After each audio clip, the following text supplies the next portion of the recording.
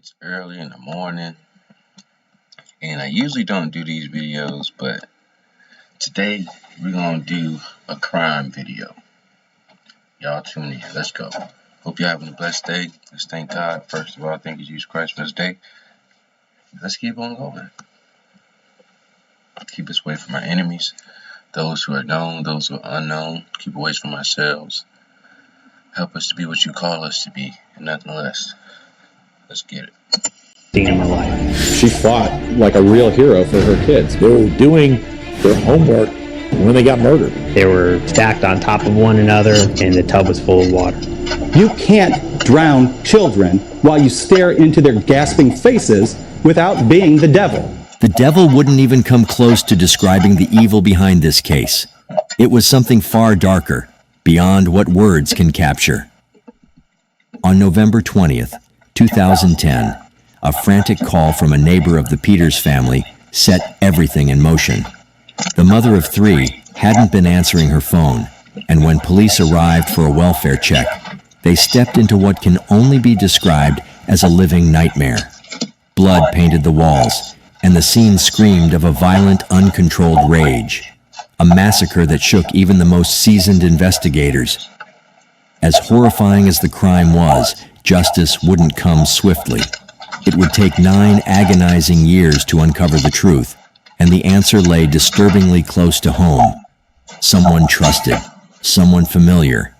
But who could carry out such an unspeakable act, and what could have driven them to it?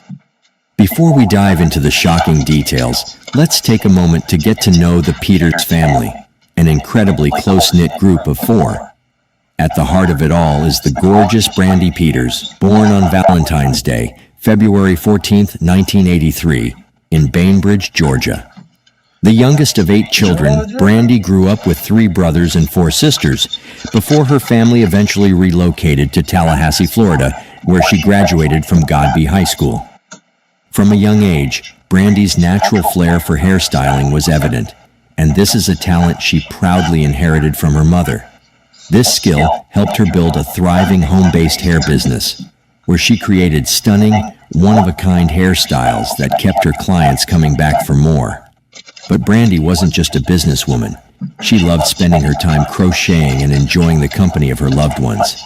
One of her closest relationships was with her cousin, Janet Howard. They were more like sisters than cousins, with personalities that balanced fiery energy and calmness. But in 2003, Brandy's life took a major turn when she found out she was pregnant with twins, Tamia and Tanaya, with her then-boyfriend, Antonio Anthony. However, their relationship was shaken when Antonio was incarcerated, leaving Brandy to raise the girls on her own. But she wasn't alone in this. Her family, especially her mother and sister Monica, stepped in to offer their unwavering support. However, it didn't take long for Brandy to find love again with Henry Segura, a hard-working welder, and together they built a new life. In 2007, they welcomed their son, Javante, into the world. With this new addition, Brandy and her 3 kids moved into a cozy home in Saddle Creek Run, a quiet, family-friendly neighborhood. It was the perfect place to settle down, close to schools, and not far from the buzzing college scene in Tallahassee. It felt like the fresh start Brandy and her kids needed. So, as you can imagine, everything seemed perfect when you first heard about Brandy's life, right? The kids were doing well, the family was happy, and there was even a Thanksgiving trip planned to visit her cousin Janet in Tampa. But here's where the story takes a tragic turn. On the evening of November 20th, 2010, things started to go off track. Janet and Brandy's family began to get really worried. Brandy hadn't picked up her phone, and that wasn't like her at all. As a home-based hairstylist, staying connected with clients was pretty much a must. Picking up the phone wasn't even optional. After multiple attempts to reach her and getting no answer, her family decided it was time to take action. They called the police for a welfare check, hoping to get some answers about what was going on. But what they uncovered would change everything in a way no one was prepared for. Tonight, breaking news out of northern Florida. A mother and her young children were found killed at a violent crime scene. Now homicide detectives are looking for whoever might have had a reason to harm them. Tallahassee police say the four were murdered at a home on Saddle Creek Run Road. Police say the children are 6-year-old twins and a 3-year-old boy. They have not released any information on who they are or how they died, but they say they are actively... When I was young, my grandparents started me on a college savings plan. We both contribute to it today. I've learned a lot about investment and investing in myself. Help them plan their best years ahead. Open an NC. Searching the area. The home is just a few miles from the campuses of Florida State University and Florida A&M University. After hours of investigation, the detectives could tell that Brandy had fought for her life. There were trails of blood leading to the door where her body was found. It looked like she'd almost made it out, but then she was dragged back inside and beaten to death with a blunt object after being shot multiple times. The brutality of it all was chilling, but the horrors didn't stop there. When investigators went further into the house, they made another devastating discovery. Brandy's children were found in the bathroom, stacked on top of each other in the bathtub. The tub was filled with water. Sadly, Brandy and Tamia had been shot, while Tanaya and Javante had been drowned. It appeared that the killer then placed Tamaya in the tub with her siblings, as though to add to the horror of it all. The signs of a struggle were everywhere. According to the police, the scene was even more gruesome than anyone could have imagined. The walls and ceilings were tainted with blood everywhere. It was clear that the violence had been intense, and the house itself was a chaotic mess. And you could tell... I tell you what, I would never want to sleep in that house. Bro, you would have to pay me $1 million cash up front. No matter of fact, 500,000 up and then back in other 5. But that house would be horrible. And if I brought a Ouija board in that house, oh my God. Brandy fought desperately to protect her children, but in the end, her efforts weren't enough. There were no signs of a robbery, though. It wasn't about taking anything. Brandy didn't have much to steal, and the door wasn't even broken down. In fact, it was locked when the police arrived, making it seem like the attack had been carefully planned, carried out swiftly in the evening, likely just hours before they were discovered. The children had been wearing their pajamas, with their homework still out, suggesting they were just about to settle down for the night. They had no idea that someone, perhaps even more than one person, had slipped into their home. And to make things even worse, the phone had been ripped off the wall, its cord severed. It was as though the killer had taken every step to ensure that no one could call for help. It wasn't just a random act of violence. This was a carefully calculated, horrific plan. By the way, I post true crime and new cases here every... I think we all got some different points of view that may be morbid to other people, right? But let's say I had a child and they died like that. I wouldn't care. It's not like I don't care because I don't care about my child. You gotta think, if I'm teaching my child everything that they're supposed to learn as far as being respectful, knowing what good is, knowing what bad is. Bro, children don't sin. They can't sin. They don't know what it is. So you mean to tell me you took my child away from this horrible place and now they're resting with God in the most peaceful place, the most joyous place, the most abundant place, and I'm supposed to be sad? Obviously, I'll be sad for a moment, but that will eventually leave because she's with the king. Or he's with the king of kings. So all this bull crap, bro, like, nah. I would be devastated. Let's not get it twisted. But I would have joy in them and knowing that I taught my children right from wrong. And I taught them how to have respect. So there is no sin in them. There is no wrong in them. Every day. So if that sounds like your kind of thing, please consider subscribing. It helps a lot. Now, if you're wondering who could orchestrate something so brutal, well, let's break it down. As mentioned, there were no signs of forced entry, meaning this was undoubtedly a personal attack. The family likely knew the killer, someone they trusted, or at least didn't see as a threat. One person who was closely connected to the family was Henry Segura, the father of little Javante. He was interviewed and spoke with authorities the very day the bodies were found, and his role in all this would soon become a key part of the investigation. And Javante is your child. As it turns out, things weren't all rainbows and sunshine for Henry and Brandy after they met. At the time, Henry was already married to someone else, and his relationship with Brandy was more of a fling until she got pregnant. However, when the investigation turned to him, Henry had an alibi. He was interviewed, and he claimed that at the time of the murders, he was at home with his wife. His cell phone records supported this claim, and his wife confirmed his story. When questioned further, Henry described Brandy as spunky, sweet, and cool, saying they didn't have any bad blood between them. He seemed to paint the picture of a relationship that was friendly and casual, which only made the whole situation more perplexing. Tell me about Brandy. What kind of person is she? Spunky. Okay. She's down to earth. She's real sweet. She's a cool person. During this same interview, Henry did something that seemed to further distance him from suspicion. He asked the detective how his son, Javante, had been killed. To many, this question felt like the action of someone who wasn't guilty. Henry also shared how he and Brandy met, saying it happened about 4 years earlier at a gas station in Tallahassee. At that time, Henry admitted that his wife didn't know about their relationship, but according to him, Brandy didn't seem to mind that he was married. You immediately started dating one another, or did she know you were married? Yeah. She had no problem with that? What about your wife, Monica? Did she know about... Yeah, eventually. Okay, then. And this is why I tell y'all, bro. Stop messing with people's hearts. I don't care if they say it's okay. I don't care if they are taken, take your ass home.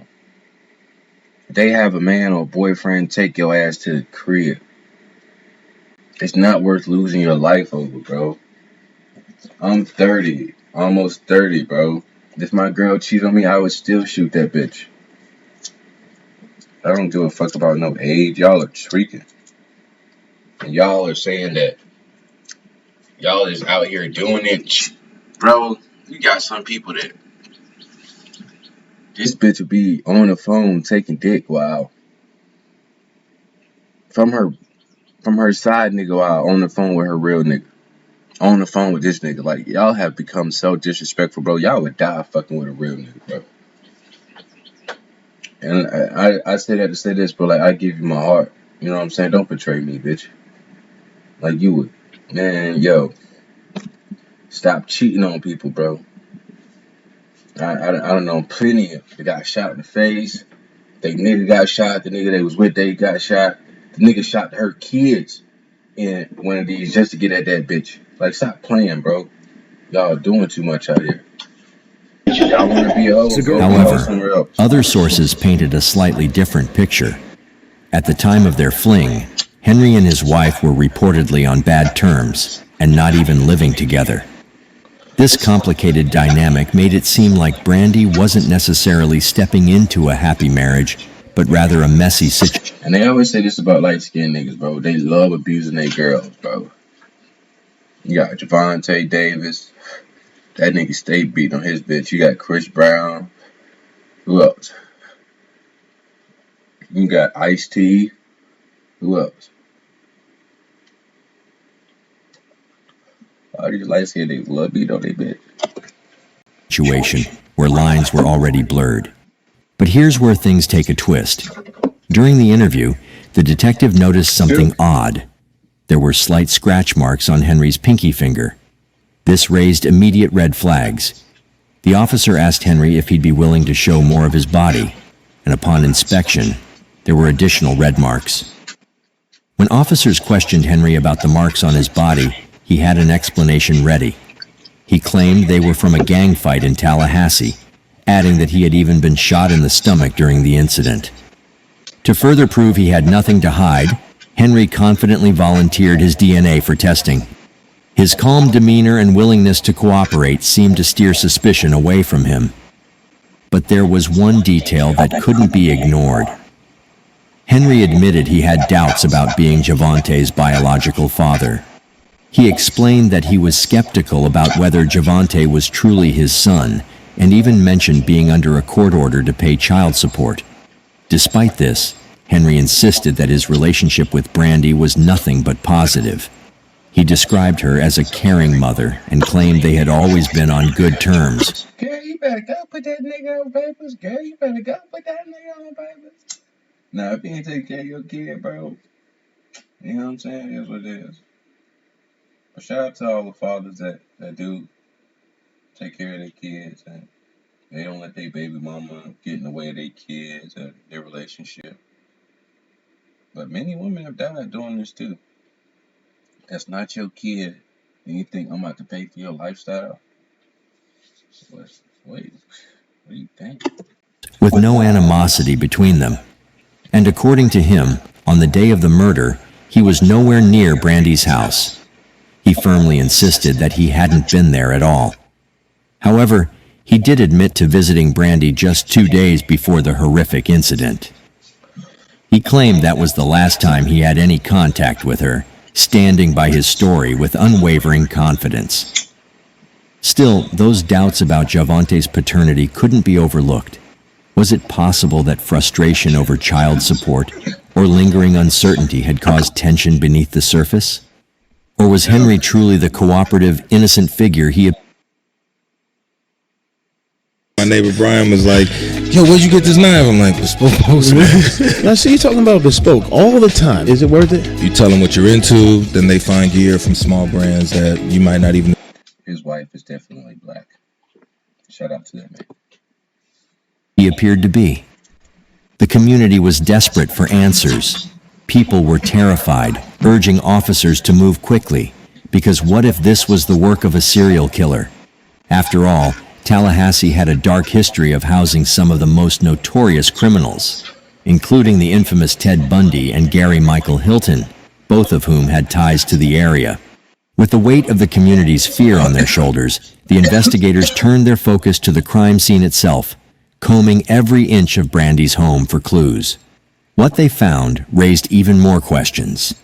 Inside the house, investigators stumbled upon something that added a new layer of mystery to the case, a stack of love letters.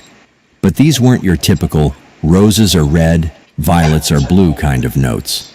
These letters were allegedly from James Carlos Santos, a well-known drug dealer with a notorious reputation in Tallahassee. Now, Santos wasn't just any guy. He was currently behind bars and claimed to have some serious ties to criminal organizations. From his prison cell, Santos made bold and chilling claims that immediately grabbed the detective's attention. According to him, he was a key figure in a powerful criminal network, and Brandy Peters had been running drugs for him. But here's where things took a darker turn. Santos alleged that Brandy had been skimming cocaine from his operation, and once he discovered this betrayal, he claimed to have ordered her and her entire family to be killed. And Santos didn't stop there. He had receipts, or so he claimed. He pointed to letters and emails he'd sent to Brandy, even proposing marriage to her. In his mind, they had some kind of relationship, maybe even something serious. But when detectives dug a little deeper, the cracks in his story began to show. Turns out, this relationship was completely one-sided. Brandy wasn't romantically involved with Santos at all. What was also really interesting about Carlos Santos was that when investigators interviewed him and asked if he remembered any physical traits of Brandy, he struggled. In fact, he had a hard time recalling anything specific about her appearance at all. You would think that if he had been involved with her, especially in such a serious and shady way, She looked like Chuck E. Cheese with a wig on. he'd be able to describe her clearly. But instead, He gave vague answers, as though he couldn't even picture her face. You don't remember what she looked like? No. Not at all. This girl that ran drugs for you all these years. You don't remember what she looked like? You don't remember how tall she was? I just told you what she looked like. She was dark-skinned black. It didn't take long for detectives to realize Santos wasn't the reliable source he tried to portray himself as. In fact, they uncovered a long history of him making over-the-top claims about crimes he didn't commit. And it wasn't just detectives who were skeptical. A psychiatrist evaluated Santos and confirmed what they suspected. He was delusional and a pathological liar. Basically, Santos was living in a fantasy world, and his bold claims were more fiction than fact. However, the investigation didn't stop with Santos's false claims. In fact, it opened up more leads, thanks to the potential link to drug dealing. One of the most promising came from DNA found on the phone cord at the crime scene. This DNA was flagged as a possible match to a convicted drug smuggler living in Italy, a man who is suspected to be deeply involved with a notorious drug cartel. The connection seemed like it could be the break investigators needed. But here's the twist. This place is connected with serial killers, multiple serial killers, a crime organization, and an international crime organization. What the fuck is this place, bro? And I don't care, bro, what these Christian people say, right? If God created this world, you who are of Christ are meant to be a light. Y'all see what I do. I don't hide nothing from nobody. I'm not no perfect Christian. Once God comes into my life, he takes away all this stuff, bro, on his own time, bro. I will fight for what's right. I will care about what's going on in this world. I will care about what's going on with the FBI, the CIA, the political powers, extortion, corruption, international. I will care. I care now. I care now. So, with this new regime coming in, with this new president coming in, bro, start to care about your politics. Start to care about what's going on in your city. Start to care about what's going on in your state. We have allowed these people to pass unruly policies because we weren't paying attention. Y'all are more distracted on TikTok and YouTube and Instagram and Snapchat. Y'all don't know shit about Trump's policies. Y'all don't know one thing about Kamala's policies. Name one policy from Kamala. Name one policy from Trump that he wants to instate. We gotta care about this stuff. Name one political party in your city. Name one person from a political party, for any party, in your city. Not your state, your city. We gotta care about what these people are doing. These people were able to give a fucking office clerk almost over 6 figures for being an office clerk. Man, you are out of your mind. That's where our tax money was going to. $100,000 to be a office clerk. Y'all don't want to know the rest of it. Y'all don't want to know the rest of it. It's almost it's not as bad as spending $1.3 million to see if a quail on cocaine is more sexually promiscuous. That's what our government spent money on. $1.2 million. This is not my city. This is the whole entire United States of America. $1.2 million of tax money to see if quails are sexually promiscuous on cocaine. So where's all the cocaine at? When authorities reached out to this individual, instead of playing hard to get or going into hiding, He fully cooperated. He agreed to meet FBI agents at the U.S. Embassy in Rome and voluntarily handed over a DNA sample. This kind of openness suggested he wasn't involved, and indeed his DNA didn't match the evidence at the crime scene. To cover all bases, the DNA was compared to 4 other individuals from the national database, but none of them were a match. This lead, like many others, turned out to be a dead end. However, the drug angle didn't just stop with this one lead. It had already put the investigation in a different direction, sparking other possible connections. It kept pushing the investigators forward, even though it didn't ultimately solve the case. The discovery of the spade shovel at the crime scene had people speculating it might be a cartel's calling card. But once again, this theory fell apart.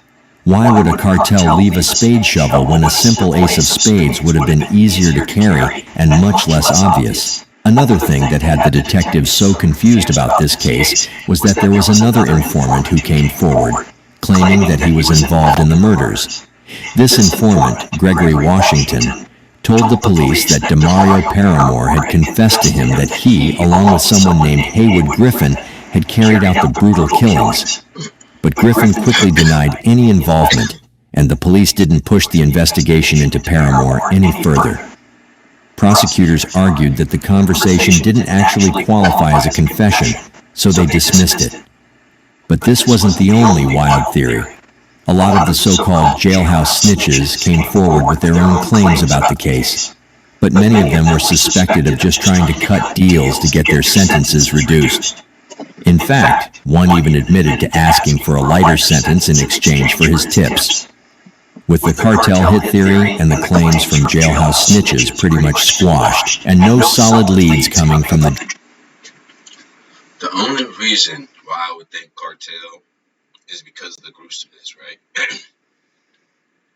And this is why we don't need these bastards in our fucking city, in our state, or in our country. I don't care how many of you politicians are eating off this pus-infested wound, off this disease that is a cartel. I don't care how many of you there are that are eating from these cartels, that are gaining money off the back end from these cartels. CIA, FBI, all of you will pay for what you have done in the name of Jesus Christ. I've already said it. It's about the faith. You understand? You guys have been given a country of people since the beginning of time, of your time, since the beginning of America, have been given the advantage that no other country has had. They've had to fight for years to reach that pedestal. We did it in under what? 500 years? 300, 400 years?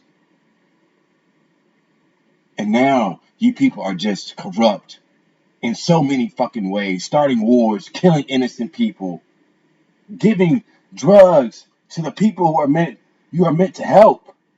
Drugs that you know will be harmful to your people. But yeah, you eat off that fat, don't you? In the name of Jesus Christ, none of you will survive. And none of you will escape. Whether it's this life or the next, you will not escape.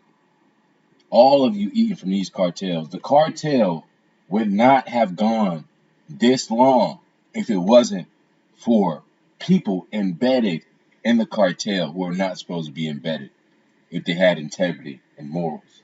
Same thing with ISIS. ISIS went on for so long because of what? We had our own people in ISIS. Come on, come on. Do your homework, gang. Well, let's speak those real facts. Do your homework.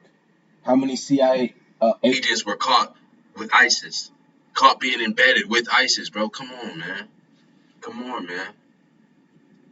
How many fucking border patrol? And this is how deep it gets, right? So you got border patrol, police, politicians, and other government officials who are all eating off this, and we're at the bottom of the totem pole. So you got civilian, police, above him, mayor, above him, GA, CA, whatever, and civilians are all the way down here. So even if you do see what's going on, what can you do to really stop And if I was a real threat, like if I knew names and shit of people, I wouldn't even be here right now. Because I would drop them. They would come kill me, boy, because I would drop their ass. I would drop names, boy. And I'm a young black man, you know what I'm saying? Let's be real. I've had times where I wanted to hustle, get my bread up, you know what I'm saying? But not at the expense or not at the detriment of somebody else. Everything I do comes back to me. I got 50 bands in my pocket. I got $100,000 put up. All of that money comes with something. Whether in this life or the next. Whether you are caught or whether you are not. There is a way to be abundant and successful in this world and to do it right. There is a way. Too many people have done it for us to say, oh, we can't do it. Homeless people stop doing drugs to become successful. What excuse do we have? You understand? There's nothing that we can't do. But if I was the one to, bro, I'm telling you, this is why also we got to care about what's going on in our cities and our states. Because if we don't go back to integrity,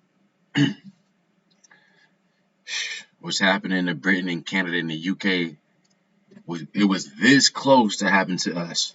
And do y'all know how many immigrant attacks they have to stop every day? How many immigrants they have to monitor every day because they're on the terrorist list? This was so, it is America. That part is America. There's so many people on this terrorist list and so many people who are not on the terrorist list who we have to monitor. But in UK, in Britain in particular, it's an outrage. In simple words, it's an outrage. And we were this close. If we would have voted for Kamala, we were this close to becoming Britain. This close. Damn how you feel. Drug connection. The investigation shifted its focus back to the suspects who were much closer to the victims. The father of the twin girls, Timaya and Tanaya, was briefly considered as a suspect in the case. However, given that he was incarcerated at the time of the murders, authorities quickly ruled him out. Multiple sources did reveal, though, that he was devastated by the news of the killings, even though he hadn't been able to form many memories with the twins due to his situation. It was clear that he wasn't involved, but the heartbreak was still there. That left only one remaining suspect who had both the motive and opportunity, Henry Segura. He was actually interviewed again 10 days after the murders, and this time the prosecutors were determined to push him until he cracked. It turns out that Henry owed Brandy a massive $20,000. This is Canyon Ranch.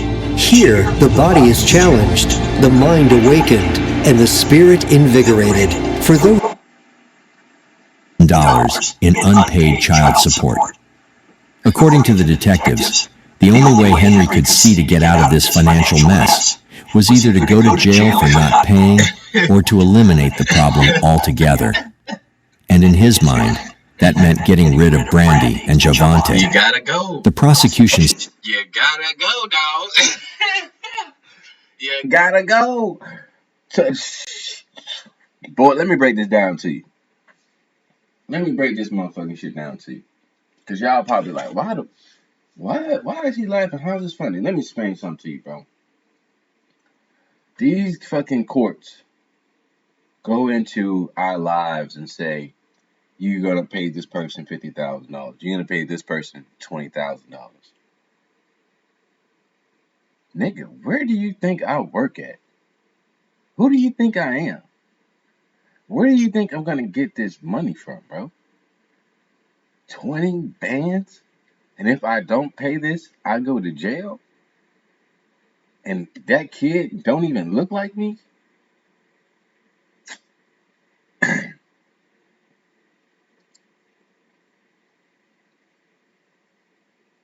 If you don't see, it's like it's almost like a hitman coming to you saying you got a $20,000 debt. You either get off this dude or I'm taking you out. Now, obviously, that's the other way to look at it. The positive way to look at it is, okay, $20,000. Okay, boom, let me talk to the judge. Let me see if I can get this reduced, or let me see if I can get this a pause on it so I can get my bread straight, or start, have a better job so I can, pay for this the right way. Or talk to her and say, hey, you need to get me off child support. And all this money that's supposed to go to them, I'm going to give to you. But we're not doing that. We're not having these people in our business. That's the other way to do that.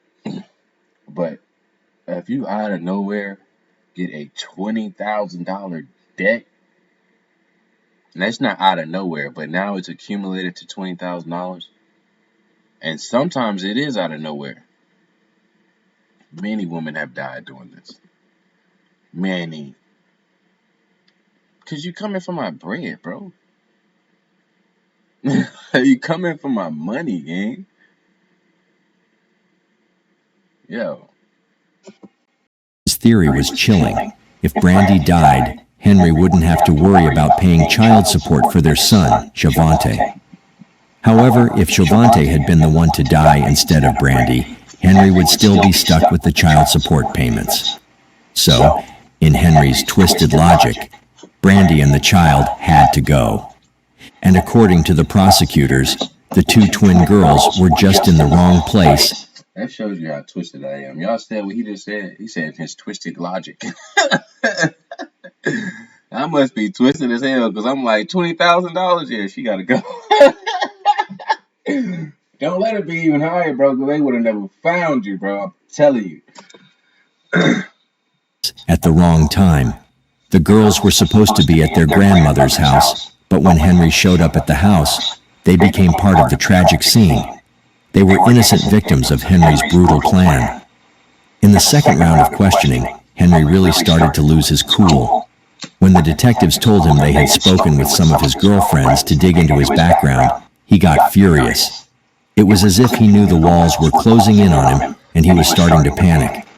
Now, you might remember that Henry had previously used his phone to prove that he was home on the day of the murders. But what he didn't tell the detectives was that he had another phone, one that he didn't mention at all. At first, Henry lied and said he wasn't anywhere near Brandy's house that day.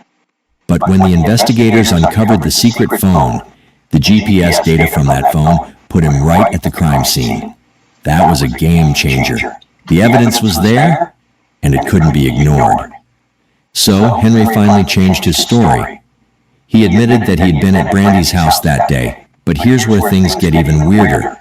He claimed that he wasn't there to kill her. Instead, he said he was there to have sex with her, and he didn't want to admit it at first, because he was afraid his wife would find out. You were there Friday. Okay. I was at her house Friday. You were there Friday. I figures. I'm telling you, you were there Friday. Okay. You can't think that when something like this happens, that they're not going to find evidence. Okay. You can't think that. After that intense interview, Henry Segura was officially labeled as the prime suspect in the murder of Brandy Peters and her 3 children.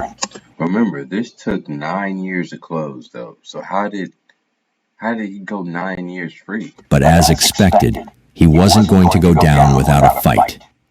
Henry quickly hired a top-notch lawyer who was more than capable of trying to spin the story in his favor. Wait, hold up. You can pay for a top-notch lawyer, but you can't pay for child support? Now, at this point, this is just a man that doesn't want to take care of his responsibilities. But does the judge have him paying for all 3 kids or just that 1 kid? I'm telling y'all, bro, when y'all take away from a man, man, and he doesn't even have his own shit together, bro. And y'all out here saying, oh, this money gotta go here, bro.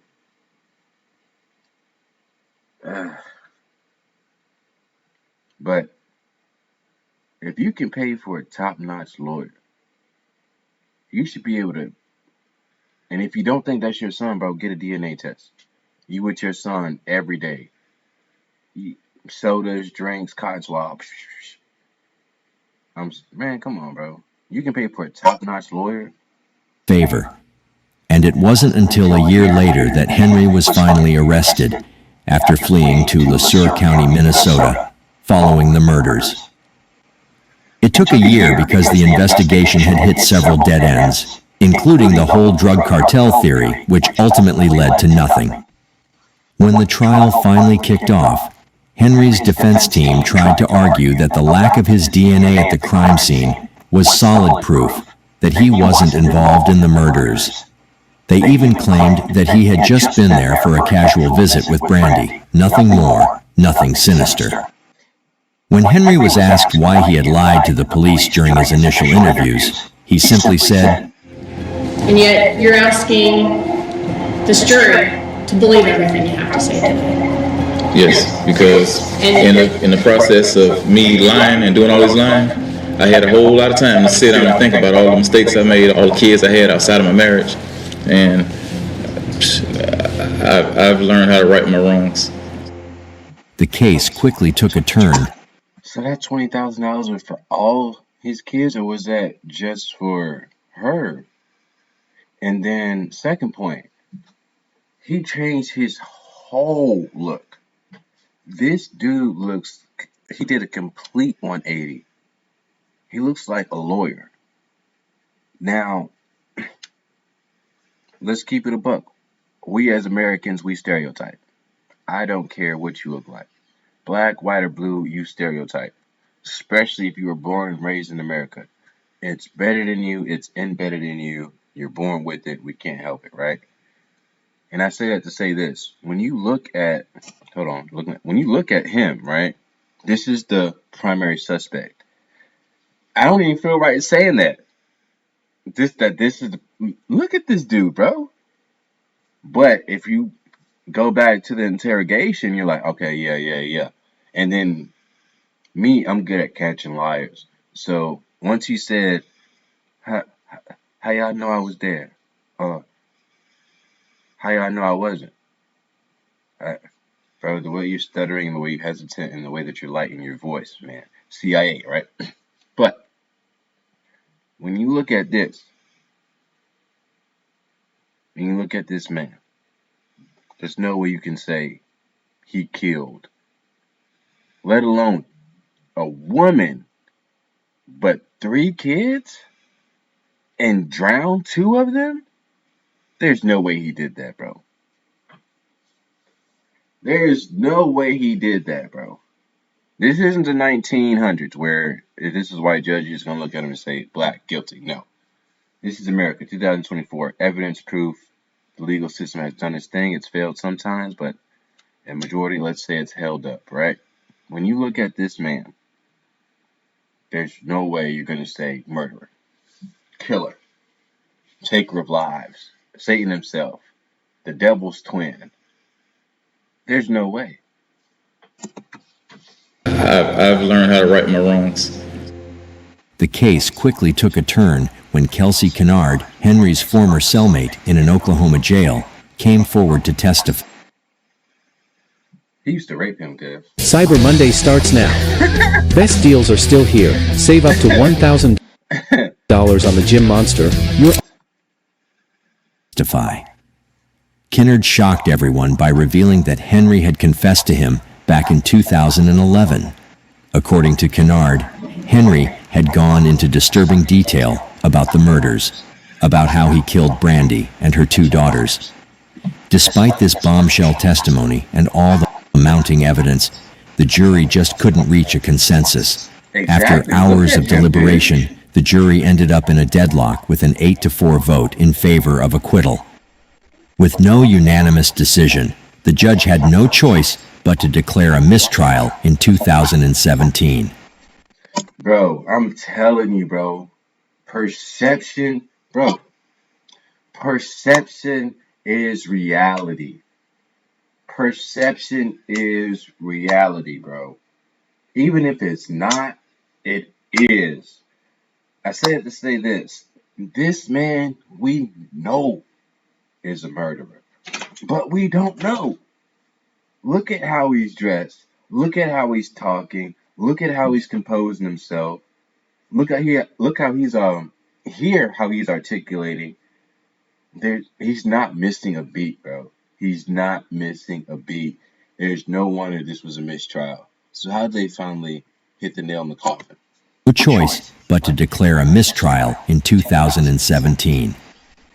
The last trial took place in November of 2019, nearly a decade after the horrific murders. Henry Segura was finally sentenced to life in prison without the possibility of parole. During the trial, the defense tried to argue that a drug cartel was behind the killings, but the jury wasn't convinced. Despite Segura's insistence on his innocence, the evidence against him was overwhelming,